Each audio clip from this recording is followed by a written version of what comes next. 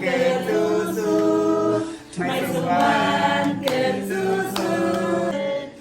ไม่สุขวันเกิดสู้สู้โอเคพอแล้วไม่สุขวันเกิดค่ะน้องเพื่อนวันทองของค่ะว้าววันเกิดอายุ19 ปีเต็มแล้วนะเนาะยังให้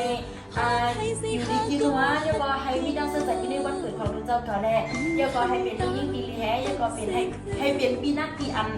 น้องยิงปืนยิงใส่ใหญ่ไล่เดี๋ยววันมื่อไหร่กับให้ไรทุกลองอยู่นี้วันมันได้ก่อนเห็น19 ปีย้อนหลังเพราะว่า19 ปีแล้วเขาเป็นผู้ใหญ่มากเฮ้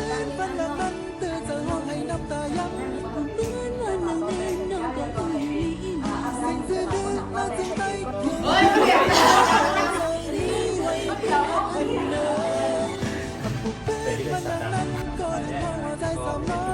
ต้องเลยวันนั้นก็นึกสั่งเป็นนักบุญตอนนี้เป็นบอกว่าอะไรมาหาเค้กก่อนนะเย้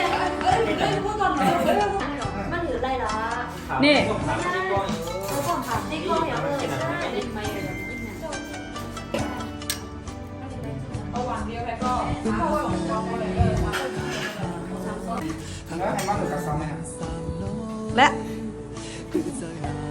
เอาไม่ก็ต้องได้ยินกันมา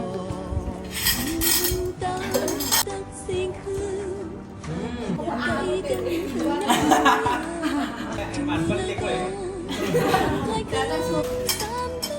เขามานั่งหรือเขานั่งในเบ๊ะหรอ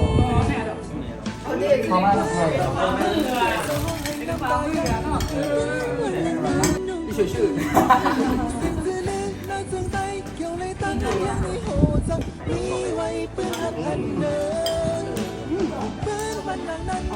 อันได้หวานหน่อยเบลกินได้ซอมเป็น